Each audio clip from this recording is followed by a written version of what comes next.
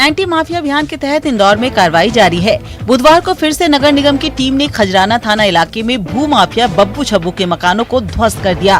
भू माफिया बब्बू छब्बू ने यहां आलीशान बहुमंजिला बंगला तैयार कर रखा था।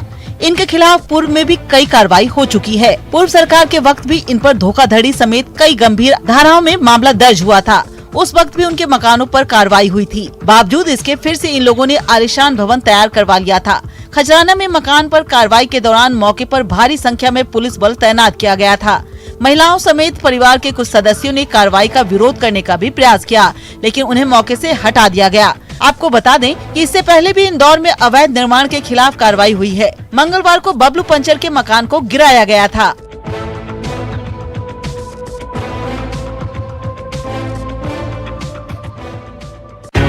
बैतूल के सारणी पावर प्लांट में पहुंचे ऊर्जा मंत्री प्रद्युम्न सिंह तोमर गंदगी देख भड़क गए। मंत्री ने गुस्से में आकर क्लीनर मंगवाकर खुद टॉयलेट की सफाई में लग गए। मंत्री को सफाई करते देख दूसरे कर्मचारी भी उनके साथ सफाई करने में जुट गए। इसके साथ ही मंत्री ने जिम्मेदार अधिकारियों को जमकर फटकार लगाई। मंत्री के इस रूप को देख विभाग के सभी कर्मचारी हैरान रह गए। हालांकि ये कोई पहली बार नहीं है जब मंत्री जी इस रूप में दिखे। इससे पहले भी मंत्री जी ग्वालियर में कई बार सफाई का मोर्चा संभाल चुके हैं। इसके साथ ही मंत्री ने जिले के सारणी पावर प्लांट में आउटसोर्स कर्मचारियों की निर्धारित सैलरी से कम पे करने पर भी नाराजगी जताई। साथ ही मामले में जांच के आदेश भी दिए। आपको बता दें कि मंत्री ने अचानक सारणी पावर प्लांट जाकर निरीक्षण किया।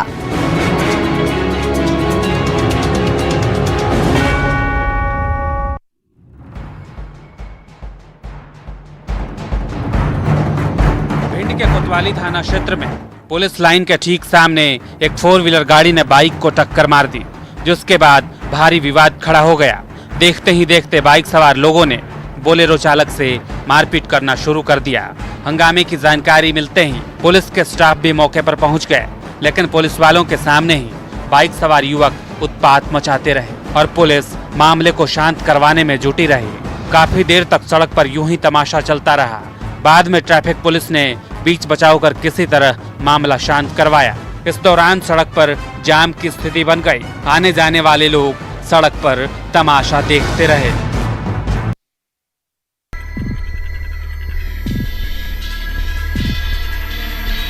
छतरपुर कलेक्ट्रेट के सामने एक किसान अनशन पर बैठ गया। किसान का आरोप है कि 1995-96 में जमीन का बंदोबस्त हुआ था और इसी दौरान उसकी जमीन को 22 लोगों के नाम दर्ज कर दिया गया।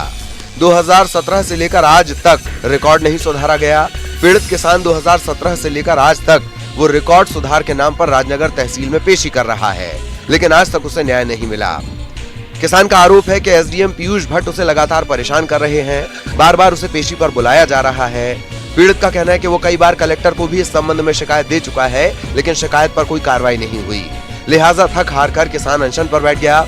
किसान ने चेतावनी दी है कि जब तक उसकी समस्या दूर नहीं होगी, तब तक वो अनशन पर अकेला ही बैठा रहेगा।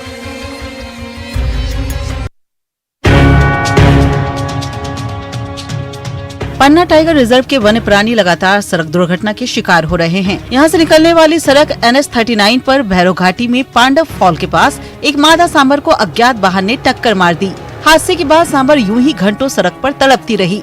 इस दौरान कई लोग और वाहन से गुजरते रहे। काफी समय बाद किसी की सूचना पर टाइगर रिजर्व का रेस्क्यू दल यहां पहुंचा और मादा सांभर का इलाज किया। गौरतलब है कि दीपावली के दिन भी पन्ना टाइगर रिजर्व की स्टेट हाईवे अमानीगंज पर एक टाइगर को भी अज्ञात वाहन ने कुचल दिया था। क्योंकि नेशनल हाईवे टाइगर रिजर्व के पास से गुजरता है, लिहाजा यहाँ आए दिन इस तरह के हादसे होते रहते हैं। जरूरत है कि वन विभाग इसके लिए कोई माकूल कदम उठाए।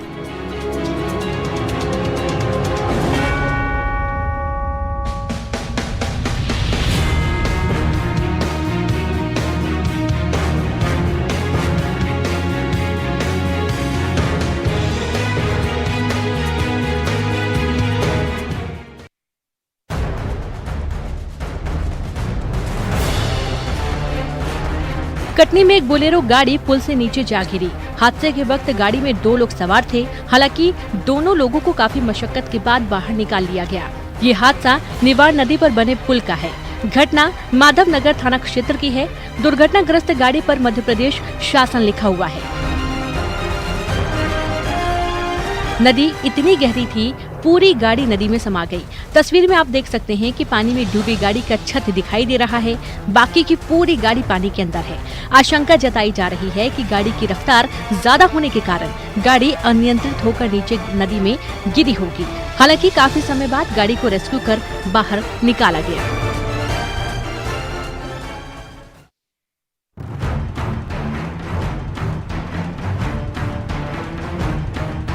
शिवपुरी जिले के कोलारस थाना इलाके के सुनाज टीला क्षेत्र से अपहत चरवाहे को पुलिस ने एक एनकाउंटर के बाद मुक्त करा लिया है।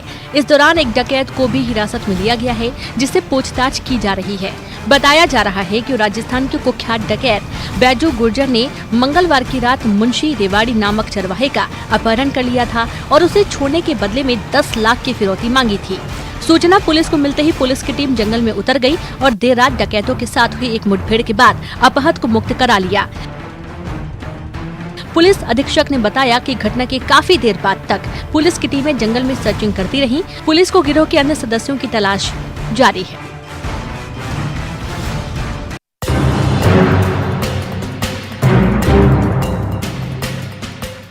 भोपाल में कोरोना संक्रमण की गाइडलाइन का पालन न करना कुछ लोगों को महंगा पड़ गया। मास्क न लगाने पर बैंक कर्मचारियों पर जुर्माने की कार्रवाई की गई।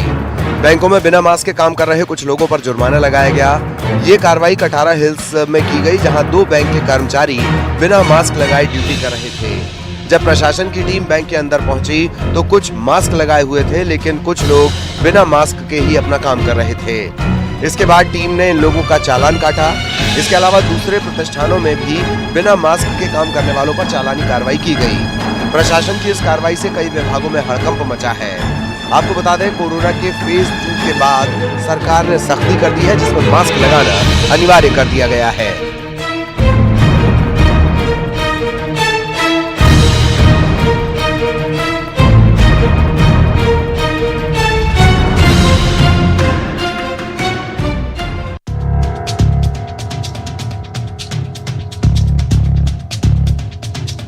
कोरोना के संक्रमण से बचाव के लिए पहने जाने वाले पीपीई किट, मास्क और फेस शील्ड जैसी चीजों से अब यात्री देवी अहिल्या अंतर्राष्ट्रीय एयरपोर्ट इंदौर को गंदा करने में लगे हैं। आने जाने वाले यात्री उपयोग के बाद इन चीजों को डस्टबिन में न डालकर इधर उधर फेंक रहे हैं, जिससे एयरपोर्ट गंदा हो रहा है। अब प्रबंधन ने ऐसे लापरवाह यात्रियों को सबक सिखाते हुए उन पर जुर्माना करने का निर्णय लिया है। प्रबंधन ने फैसला किया है कि टर्मिनल या टर्मिनल के बाहर मास्क, पीपीई किट या फेस शील्ड फेंकने पर 500 रुपए से लेकर 1000 रुपए के बीच का जुर्माना लगाया जाएगा। आपको बता दें कि एयरपोर्ट अथॉरिटी ने हवाई यात्रा करने के लिए फेस शील्ड और पीपीई किट को अनिवार्य किया है।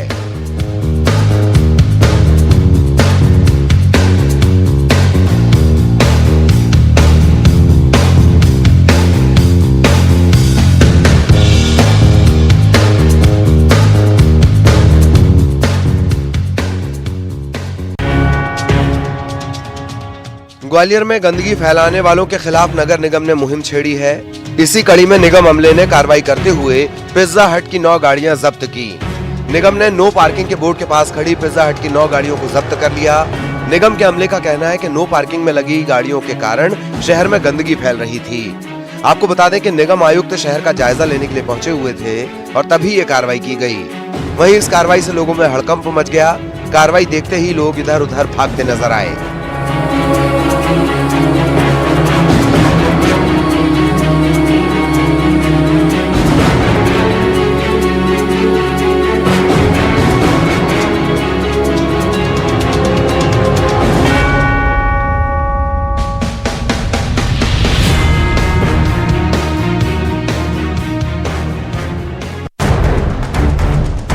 कोरोना के कहर से करा रही दुनिया के लिए अच्छी खबर है।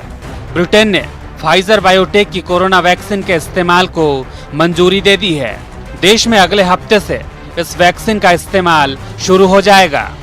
ब्रिटेन कोरोना की वैक्सीन के इस्तेमाल को मंजूरी देने वाला पहला देश है। ब्रिटेन की सरकार ने एक बयान में कहा कि उसने इंडिपेंडेंट मेडिसिन और health care product regulatory agency की सिफारिश को मानते हुए फाइजर बायोटेक की कोविड वैक्सीन को इस्तेमाल के लिए मंजूरी दे दी है। अगर सब कुछ ठीक रहा तो ये वैक्सीन अगले हफ्ते से पूरे देश में उपलब्ध होगी। फाइजर का कहना है कि ब्रिटेन का इस वैक्सीन के इमरजेंसी यूज ऑथराइजेशन का फैसला कोविड-19 के खिलाफ लड़ाई में ऐतिहासिक कदम है।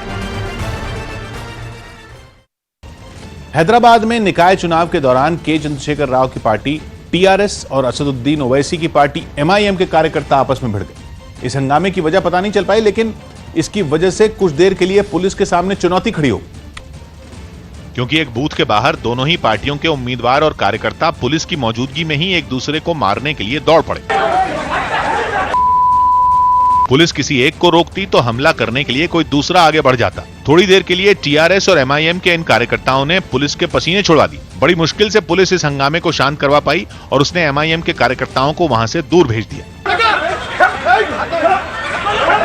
इसके बाद पुलिस पर एक तरफा कार्रवाई का आरोप लगाते हुए टीआरएस के कार्यकर्ताओं ने फिर से हंगामा शुरू कर दिया। टीआरएस के कुछ कार्यकर्ताओं ने अपनी कमीजें और कुर्ते फाड़ दिए और चीखते हुए पुलिस पर अपना गुस्सा निकाला। बताया गया कि पुलिस के काफी देर समझाने के बाद ही हंगामा कर रहे लोग शांत हुए। गुजरात के सूरत में शादी समारोह में शामिल होने वाले लोगों को कोरोना टेस्ट के बाद ही एंट्री देने की शुरुआत की गई। सूरत नगर निगम ने शहर में कोरोना के फैलने के खतरे को रोकने के लिए यह फैसला लिया, जिसके तहत शादी में पहुंचने वाले लोगों को एंट्री तभी मिलेगी जब उनका कोरोना टेस्ट नेगेटिव आएगा। इसके लिए वेन्यू के बाहर ही एक स्टॉल लगाया जाएगा। इस मुहिम से जुड़ी ऐसी ही कुछ तस्वीरें वहां हुए एक शादी समारोह से सामने आई, जिनमें एक एक कर सभी मेहमान अपना कोरोना टेस्ट कराते नजर आए। पीपीई किट पहने डॉक्टरों ने पूरी सावधानी के साथ उनका सैंपल लिया। क्योंकि ये रैपिड टेस्टिंग है तो लोगों को हाथों हाथ ये पता चलता गया कि वो कोरोना की चपेट में हैं या नहीं। कोरोना टेस्ट के अलावा लोगों के ऑक्सीजन लेवल की भी जांच की गई। टेस्ट होने के बाद ही मेहमानों को अंदर जाने की इजाजत मिली। शादी में दूल्हा दुल्हन और पंडित के अलावा सभी लोग मास्क पहने भी दिखाई दिए। गुजरात के तापी में बीजेपी नेता और पूर्व मंत्री कांति गामित की पोती की सगाई में कोरोना नियमों की धज्जियां उड़ गई। सरकार की सख्ती के बाद भी इस सगाई में सैकड़ों लोगों की भीड़ जुड़ गई और संगीत की धुन पर लोग झूमते हुए नजर आए।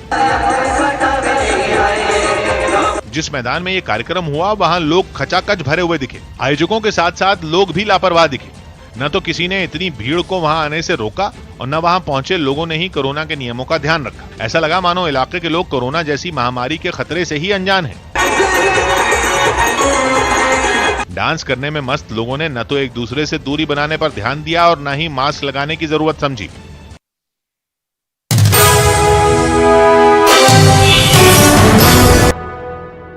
ऑस्ट्रेलिया के न्यू साउथ वेल्स से डरा देने वाली कुछ तस्वीरें सामने आईं, जिनमें जंगलों में लगी आग ने वहां के कुछ रिहायशी इलाकों को अपनी चपेट में ले लिया। यह आग राज्य के अलग अलग इलाकों के जंगलों में भड़की, जिसकी कुछ तस्वीरें न्यू साउथ वेल्स के सिडनी से सामने आई। वहां तेज हवाओं की वजह से आग फैलते फैलते रिहायशी इलाकों तक पहुंच गई। सामने आई एक तस्वीर में जंगल के पास बने कई मकान आग से घिरे दिखे। मकानों से ऊंची ऊंची लपटें उठती दिखी। धुएं का गुबार आसमान में छा गया। दहशत से भर देने वाली इस आग को बुझाने के लिए कई दमकल कर्मी जूझते दिखाई दिए। धधकते मकानों पर पानी की बौछार की गई। एक दूसरी तस्वीर में कुछ लोग अपने मकानों को आग से बचाने की कोशिश में जुटे दिखे। हालांकि वहां फायर ब्रिगेड की कई टीमें पूरी मुस्तैदी से हालात संभालने में जुटी नजर आईं।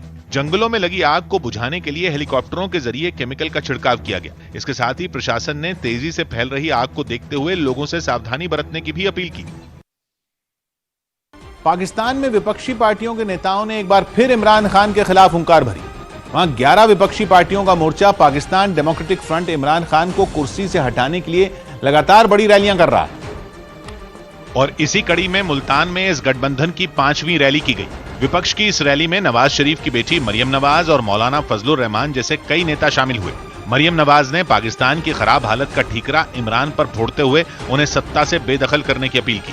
अब पाकिस्तान की आवाम इमरान खान का लॉकडाउन करने वाली है। यही नहीं, इस रैली के साथ पाकिस्तान की पूर्व प्रधानमंत्री बेनजीर भुट्टो की बेटी आसिफा भुट्टो जरदारी का भी सियासी आगाज हो गया। वो पहली बार किसी मंच से लोगों से बात करती नजर आई। आपने आज अपना फैसला दे दिया है, इस सिलेक्टेड को आप जाना होगा। विपक्षी दलों की रैली में शामिल लोग अपनी अपनी पार्टियों के झंडे लहराते दिखे। इनमें कई महिलाएं भी थीं। कुछ महिलाएं तो एक गाड़ी की छत पर सवार दिखीं, जिन्होंने वहां गो नियाजी गो के नारे लगाए। हालांकि रैली को देखते हुए मुल्तान को छावनी में तब्दील कर दिया गया था। कोरोना से जुड़े नियम तोड़ने के जुर्म में कई लोगों को गिरफ्तार भी किया गया, लेकिन इसके बावजूद वहां सैकड़ों की तादाद में लोग इकट्ठा हुए। अमेरिका के टेक्सास से दिल को छू लेने वाली ये खबर सामने आई। वहां कोरोना महामारी में अपने माता पिता को खो चुके एक बच्चे का उसके रिश्तेदारों, पड़ोसियों और कुछ दूसरे लोगों ने धूमधाम से 5वां जन्मदिन मनाया ताकि उसे अपने माता पिता की कमी न खले, जिसके लिए इतनी शानदार पार्टी रखी गई कि अनाथ हो चुके उस बच्चे के चेहरे पर मुस्कुराहट आ गई। Thank you. इलाके का दमकल विभाग तक बच्चे को बधाई देने पहुंचा और उसे फायर ट्रक में बैठाकर आसपास घुमाया। इसके बाद बच्चे के घर के सामने से कार परेड निकाली गई। पार्टी में लोग भी ऐसे तैयार होकर पहुंचे जैसे कोई फैंसी ड्रेस कंपटीशन चल रहा हो। कोई सांता क्लॉज बनकर पहुंचा तो कोई बैटमैन बनकर बच्चे के लिए गिफ्ट लेकर आया। कुछ लोग तो डायनासोर के लिबास में बर्थडे पार्टी में शामिल हुए। He does realize, yes, his parents are gone. सिर्फ मजेदार पार्टी ही नहीं, लोगों ने बच्चे को एक से बढ़कर एक गिफ्ट भी दिए। तोहफे में मिली एक कार को देखकर तो बच्चे की खुशी का कोई ठिकाना ही नहीं रहा। बताया गया कि जून में इस बच्चे के पिता की कोरोना की वजह से मौत हो गई थी। सर्दी बढ़ने के साथ ही कोटा के चिड़ियाघर में वन्य जीवों के पिंजरों के बाहर पर्दे नजर आने लगे हैं। वन्य जीव को सर्दी से बचाने के लिए पिंजरों पर पर्दे के साथ साथ पिंजरे के अंदर पराल भी बिछा दिए गए हैं। साथ ही कई जगह हीटर भी लगाए गए हैं। पर्दे, पराल और हीटर लगने के साथ साथ जू प्रशासन ने वन्य जीवों को फूड सप्लीमेंट के तौर पर गुड़ और अजवाइन देना शुरू कर दिया है। आपको बता दें, कोटा में चिड़ियाघर प्रशासन की ओर से हर साल वन्य जीवों को सर्दी से बचाने के लिए इसी तरह के इंतजाम किए जाते हैं ताकि उन्हें सर्दी के मौसम में ज्यादा परेशानी न हो। सर्दियों के मौसम में खास इंतजाम किए गए हैं अपने वन्य जीवों को सुरक्षित रखने के लिए। इसमें पराली का इंतजाम किया गया है। सारे हर्बीवोर्स के केजेस में, एनक्लोजर्स में पराली डाला गया है। साथ ही साथ हीटर का भी इंतजाम किया गया है। वो प्रजाति जो कि ज़्यादा ससेप्टिबल हैं और जिनको गर्मी की आवश्यकता है, उनके लिए स्पेशल हमने हीटर का व्यवस्था किया है और जिससे कि वो नॉर्मल टेम्परेचर मिल सके उसे। सेना में 16 साल सेवा देने वाले खंडवा के हरसूद के शेर सिंह कीर का लोगों ने भव्य स्वागत किया। भगत सिंह चौक पर शहीद भगत सिंह को नमन करने के बाद उन्हें वाहन पर बिठाकर नगर में घुमाया गया। जगह जगह पुष्प वर्षा कर स्वागत किया गया। भारतीय थल सेना में 16 साल देने वाले शेर सिंह का शहरवासी और ग्रामीण ढोल, ताशे और पटाखों के साथ अभिनंदन करते नजर आए। भगत सिंह चौक पर शहीद भगत सिंह को नमन करने के बाद उन्हें वाहन में बिठाकर नगर में घुमाया गया और जगह जगह पुष्प वर्षा कर स्वागत किया गया। नंदगांव में महिलाओं ने भी शेर सिंह की आरती उतारी। नगर में प्रवेश के बाद भगत सिंह चौक से बुखारदास बाबा समाधि स्थल, सड़िया पानी चौराहा, फील्ड गुड चौराहा, सेक्टर नंबर 7 चौराहा, थाना चौपाटी होते ग्राम नंदगांव तक जवान शेर सिंह का भव्य तरह से जुलूस निकाला गया। हरसूद शहर में प्रवेश होते ही भगत सिंह चौक पर शेर सिंह व लोगों ने भारत माता के जयकारे लगाए।